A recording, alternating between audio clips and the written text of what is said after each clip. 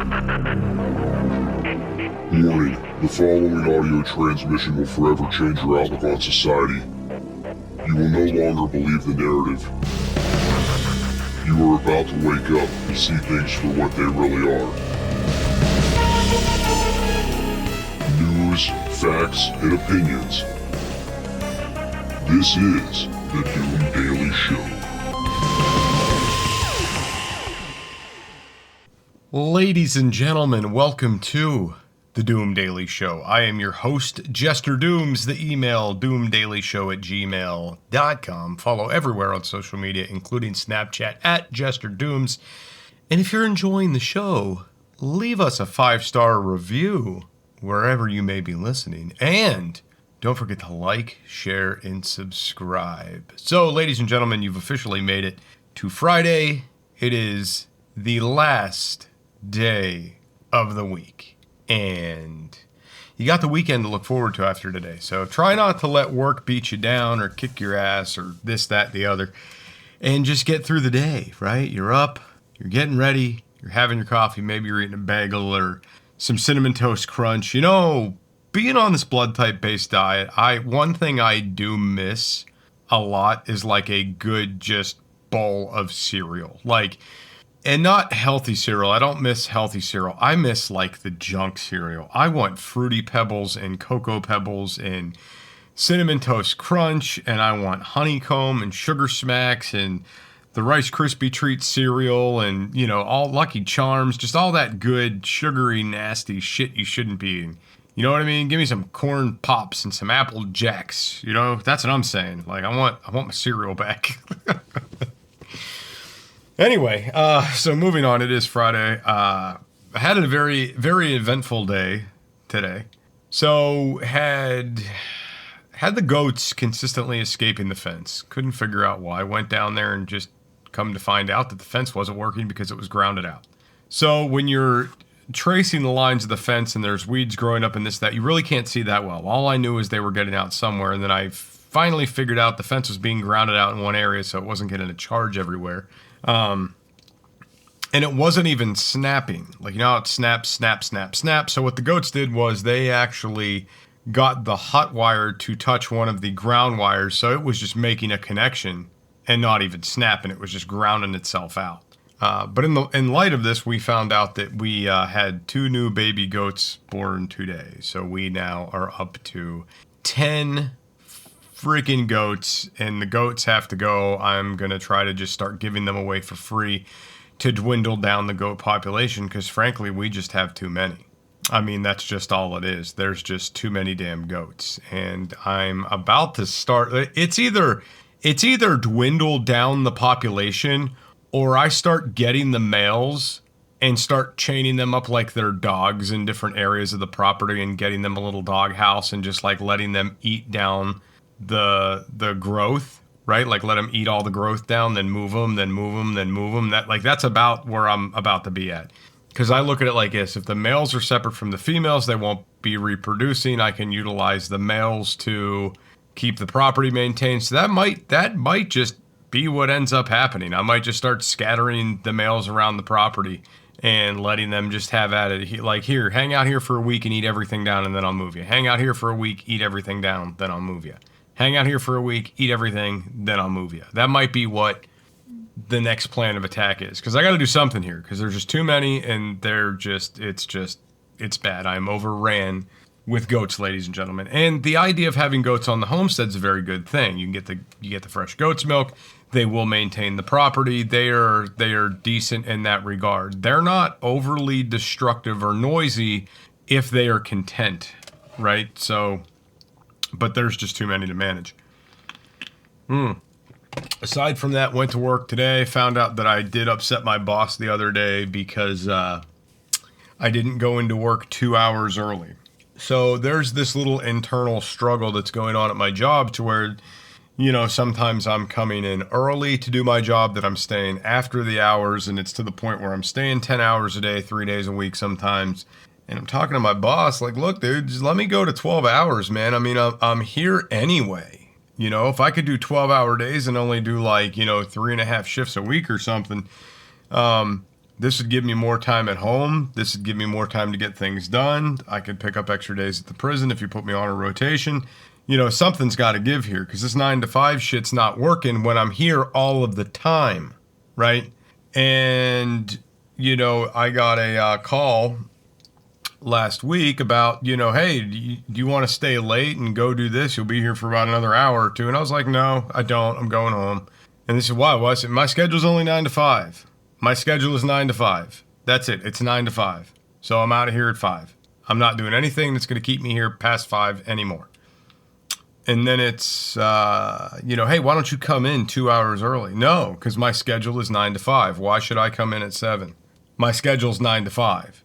You don't want to move me. You don't want to put me on 12s. Like, that's just not happening, right? I'm just not doing it anymore. So I have given a lot of time and energy into this company, and I'm starting to put my foot down now, and people don't like that. And that's basically how I live my life. I give 110% till I find out you take advantage of me or you start running me ragged, and I say, hey, I need a break. And if you're like, no, you don't get one, then, you know, whatever.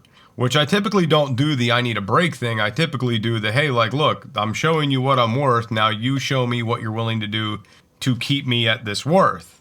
And you're not doing that. So you hired me to be 9 to 5. I'm going to be 9 to 5. That's all it is. I will not come in before 9, and I will leave at 5 o'clock on the dot every day, right?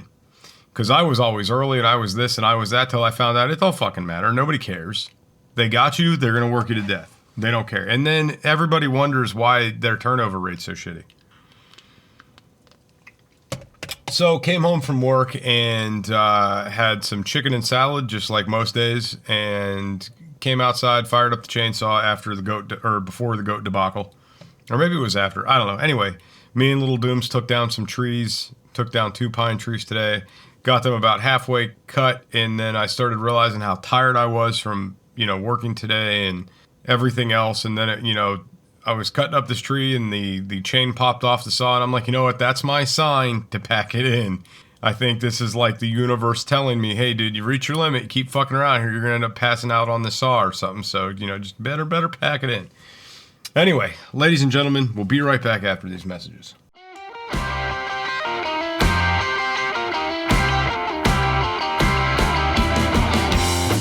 Hey, Producer Scooter here. First off, thank you for downloading and participating in the wide world of Jester Doom. Please be sure to check out JestersVoice.com website. Everything you want to know is located on JestersVoice.com. If you're looking for salacious details, it's on JestersVoice.com. Don't forget to share the show with your friends and even with all your enemies. And now, back to the musings of Jester Doom.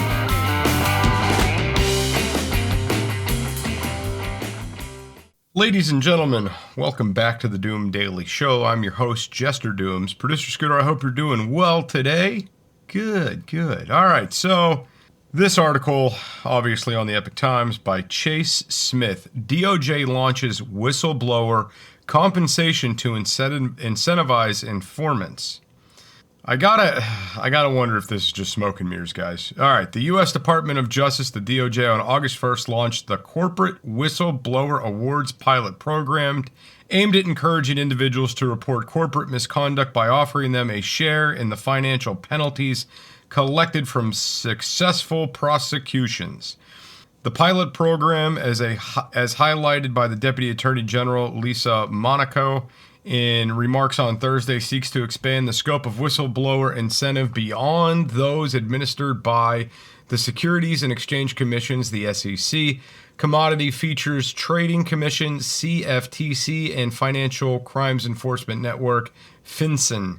Unlike existing programs that focus on the specific type of misconduct, she said the DOJ's initiative targets a broader range of corporate crimes, including foreign and domestic corruption, financial institution fraud, and healthcare fraud involving private insurers. The program aims to fill gaps and double down on a proven strategy to ferret out criminal activity that might otherwise go unreported, Monaco said. She added, the law enforcement has a long offered rewards to coax tipsters to report crimes. Whistleblowers can now submit information via www.justice.gov/corporate whistleblower. According to the DOJ fact sheet, the program offers monetary awards to whistleblowers whose information leads to successful prosecutions and assets exceeding $1 million. Whistleblowers can receive up to 30% of the first $100 million in net proceeds forfeited, with smaller percentages applied to larger amounts. The DOJ will assess each whistleblower's contribution based on the usefulness of their information and the assistance provided during the investigation. Additionally, the program emphasizes confidentiality and protection for the whistleblowers. The DOJ said it will take appropriate action against those attempting to prevent whistleblowers from coming forward. Monaco noted that the initiative is expected to enhance deterrence by holding individual and corporate wrongdoers accountable, thus encouraging a culture of compliance and responsible corporate citizenship. Principal Deputy Assistant Attorney General Nicole M. Argentari, whatever her name is, said in a statement, "We are sending a message to individuals who know about corporate misconduct. Our tip line is open, so if you see something, say something." She cited the Bianca case, in which the cryptocurrency exchange operated within the United States without registering with financial regulators. The DOJ's new whistleblower initiative complements the DOJ's existing voluntary self-disclosure programs, which incentivize companies to report misconduct proactively. Companies are encouraged to enhance their internal reporting systems and are assured that self-disclosure within a specific time frame can still yield benefits even if a whistleblower has already submitted information to the DOJ. The DOJ plans to evaluate the pilot program regularly and is open to legislative actions to expand its reach and effectiveness. We're excited to move forward with the authorities Congress has already given us to strengthen corporate accountability, promote fairness, and protect the American people, Monaco added. So, part of me thinks this is a big gaslighting campaign, and the primary reason why I think that, and there's pretty much one reason only, is that you're going to have kind of a two-way split on this, a 50-50 split. So what happens when a corporation fucks up and they have a whistleblower and they know this is person's coming forward? What if they offer this person hush money? Okay, they go to them and they say, "Hey, listen, we know that the payout for this could be $1 million. We'll give you 1.5 if you decide all of a sudden not to testify." Because you can withdraw yourself and be like, "Nah, I'm good." Or you can make up whatever bullshit you want. Like, yeah, you could be forced to testify, but I mean, whatever information you provide, you could just be like, "I don't know. I don't have clear recollection of that." Whatever. You know, I mean, it can be. But I think that the gaslighting side of this is, look at what we're doing so you trust big corporate America. Look at what we're doing. Look at how we're regulating things. You can trust these big corporations. We're regulating stuff. We have incentives for whistleblowers to come forward. Notice how no one's coming forward. Corporate America won't rip you off. Keep spending money. That's my prerogative on it. But should corporations be held accountable for their actions? Absolutely. And corporations rip Americans off every fucking day. And it's going to happen until the end of time. This is just going to happen. There's no way around it. You're not going to get around it. For those that think you're going to regulate corporations into not fucking over Americans, you're absolutely crazy, right? That's all it is. But to the point, I've gotten screwed over by corporate America a lot. So one time in particular, I'm going to give you guys a little story, and I was pissed, and there was nothing I can do about it. I got screwed. So at the time, I had my own business, and I put an order in for a bunch of LED light fixtures for my business that Lowe's at the time did not have in stock. It was an order online and pick up in the store type thing. Okay. Now, I place the order, a week goes by, your items are delivered at Lowe's and ready for pickup. I said, okay, I can't make it there today. I'll go tomorrow. Tomorrow got busy, can't make it there today. The day after that was also busy. I'm like, damn it, I'm going to have to wait till Monday to get down there. Like, shit, this is getting crazy. So it took me about 3 or 4 days to get my happy ass down to Lowe's to pick these lights up. I walk in the front door. I go to customer service. I said, "Hey, I need to pick up these lights." And they said, "Oh, well, it shows us that they've already been picked up." Now, mind you, these lights were about $40 a fixture, and I ordered about, I think 6 of them. Right, so I'm a couple $100 into this purchase. You know, it's not like they ripped me off for $20. I'm a couple $100 in to this purchase. I'm like, look, I said I ordered these lights online. You know, I'm here to pick them up. I haven't been down here to get them already. Like, I'm picking them up now. Nope, we have a record that indicates you've already been here to pick them up. I said, I wasn't here. I didn't pick these up. And at the time, you know, no one knew I had these ordered. No one else could have snagged my ID and went and picked these things up. So whatever they did fraudulently, okay? Because one would think you would have had to have a receipt for sale. You would have had to have ID. You would have had to have something, okay? There was nothing to suggest that my email was hacked or anything was hacked, okay? Nothing. So long and the short, they couldn't refund my money. The bank couldn't do anything about it. I just got screwed out of about $250, okay, by Lowe's. And I tried doing some things and to try to get them to compensate for this. I tried getting the bank to, you know, cancel the transaction, but it was too late. The transaction was already finalized. Like, everything was done to where they couldn't refund me. And I was pissed until this day. Like, I absolutely hate to spend money at Lowe's. I can't stand it. I will drive somewhere else before I go spend money at Lowe's. I fucking hate it. But yet I find myself ending up there all the time just because of happenstance. So in this way, this is how corporate America will screw you. And corporate America also will screw you through things like shrinkflation, right? Or other ways, like food. Corporate America screws us all of the time. And we just take it and we keep shopping there. And as people get more and more fed up with this shit, they stop shopping. There's a ton of people that are like 100% against Walmart, would not shop at Walmart. But the problem is Walmart has ran so many other businesses out of business that they're left with no choice, right? But their time is going to come with online shopping. I mean, that is definitely going to come, because it's going to boil down to two things. You're going to have your Walmart and you're going to have Amazon, and that's roughly going to be it. You might have a few random specialty mom and pop shops, but there's not going to be many left. I mean, when Walmart's, and I'm sure there's probably a couple out there around the world, when Walmart starts incorporating large food courts and individual separate stores in Walmarts, all bets are off. So right now you'll go into a Walmart, there might be the automotive center where they can work on your car. There might be the eyeglass center where you can get new eyeglasses. There might be the nail salon stuffed in there. There might be a Subway in there, a Subway restaurant. But whenever Walmart develops a food court in these places to where you go in and you have your choice between like Starbucks, Subway, Chick-fil-A, McDonald's, you go in there, there's like 6 or 7 different restaurants inside that Walmart.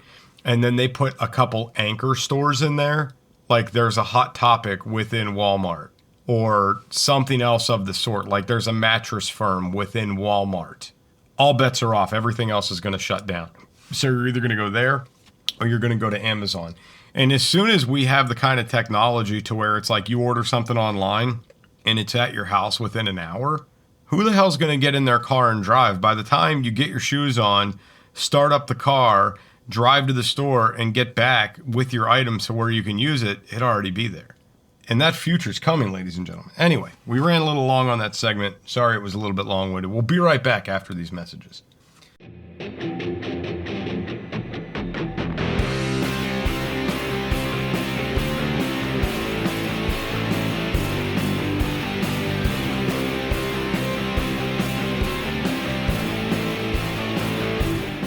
Jester from It's Doomsday Podcast and the Doom Daily Show here.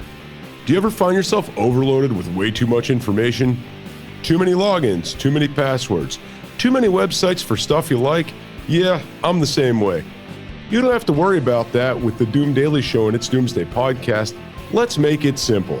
Just visit linktree.com/JesterDooms. Add it to your bookmarks. That way, when you need to find the right information, it's right there, under a tap of your finger or a click of your mouse. Go to linktree.com/JesterDooms. Get it, got it, done. Remember, no one has all the answers, but this will provide you with a place to start. linktree.com/JesterDooms.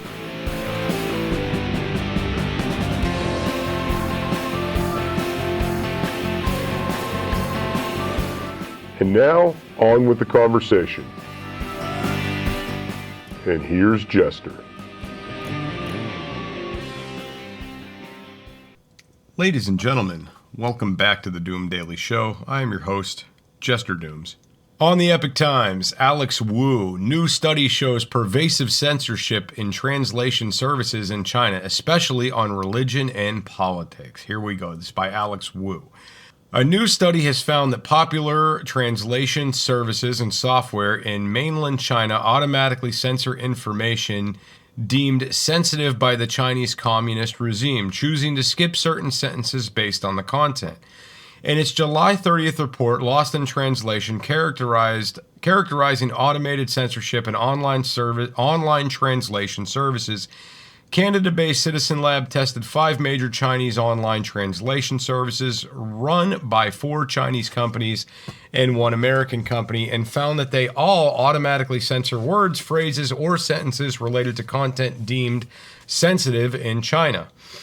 The 4 based Chinese companies are Alibaba, Baidu, Tencent, and Yuadua maybe. Microsoft's Bing Translator is the only foreign company allowed to be used in China. After testing the translation services of the above companies, the researchers found that 11,634 censorship rules targeting sensitive content. The report highlighted the translation services censorship primarily targets political and religious expression that runs counter to the Chinese Communist Party's agenda.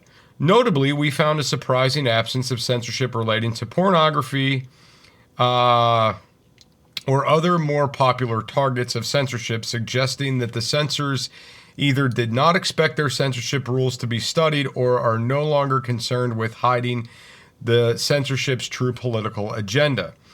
The Citizen Lab report said that these translation reviews rules are targeted and automatically applied and will partially or completely omit the content that the user wants to translate.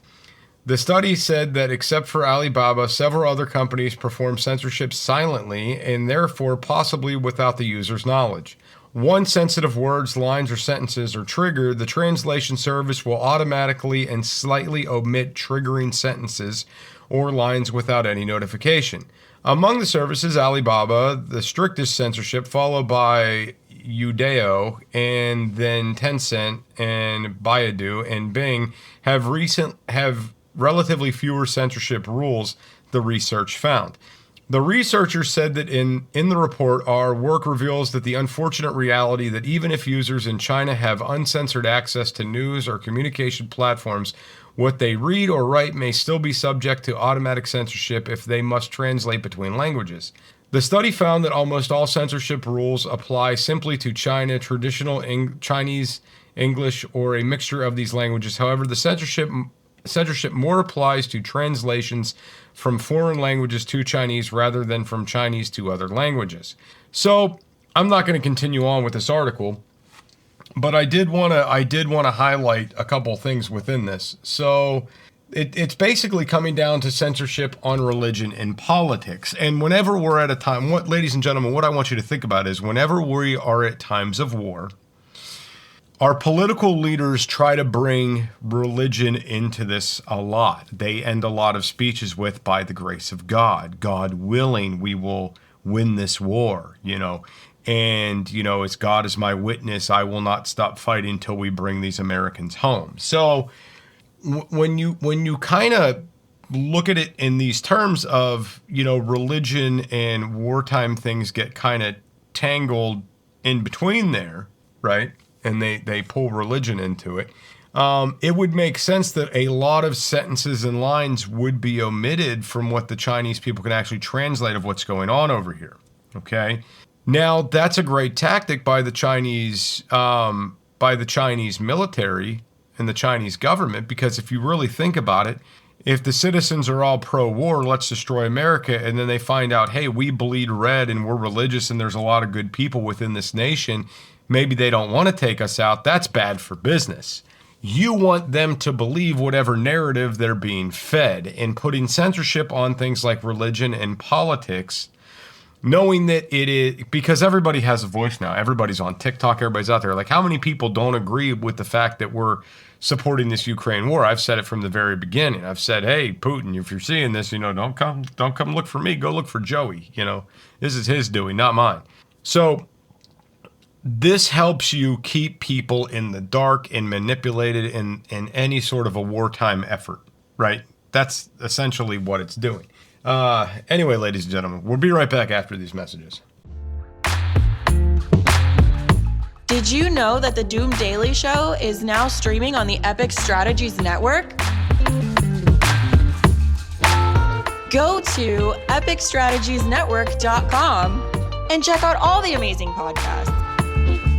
Don't forget, they stream music too.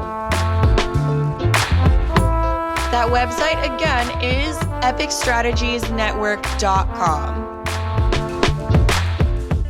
Ladies and gentlemen, welcome back to the Doom Daily Show. I'm your host, Jester Dooms. This article on the Epic Times by Kimberly Hayek. I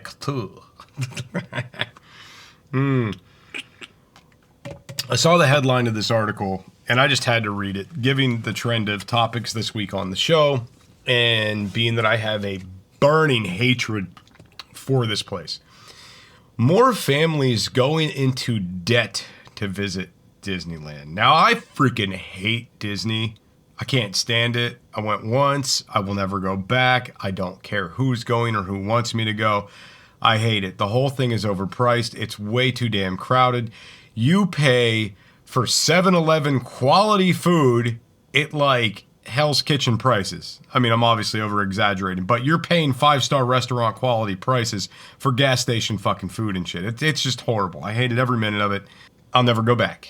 Anyway, here we go. For many American families, the only way to make the fantasy trip to Disneyland into a reality is to wave the magic credit card. In LendingTree survey of more than 2,000 American consumers, the online lending marketplace found that a trip to Disneyland was putting a serious dent in families' finances.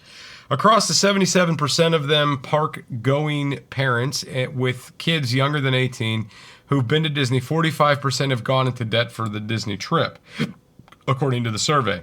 Excuse me.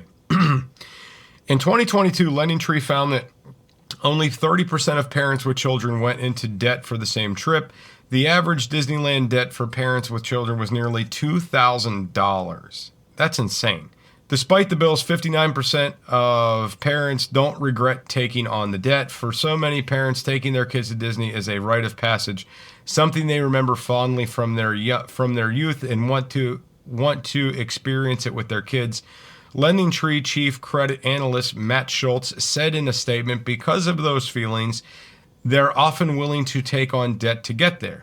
The survey finds that parents spend most of their money at Disneyland on food, transportation, and accommodation.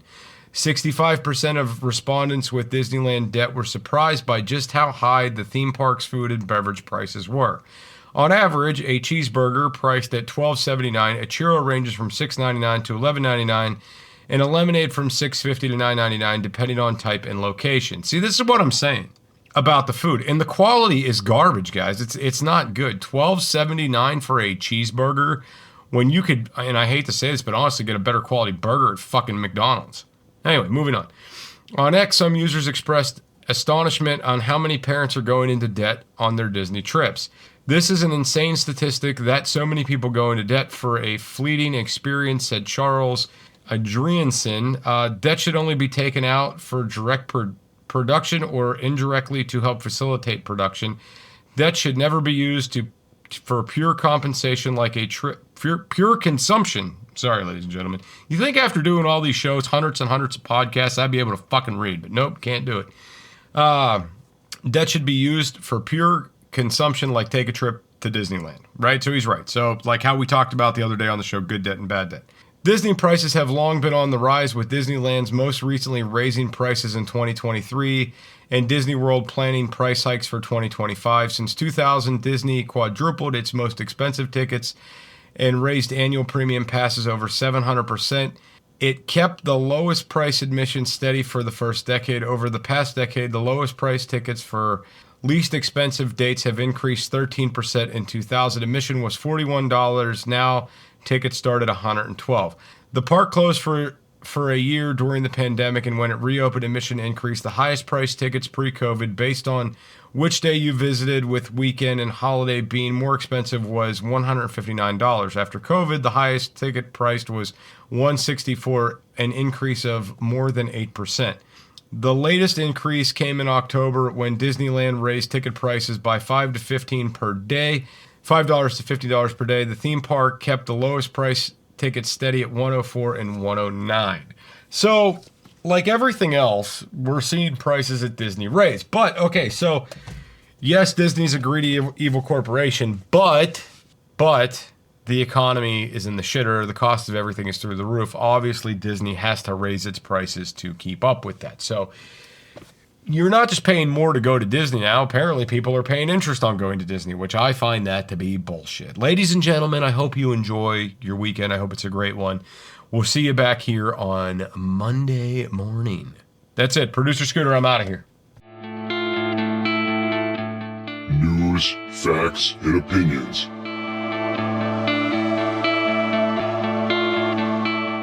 This is the Doom Daily Show.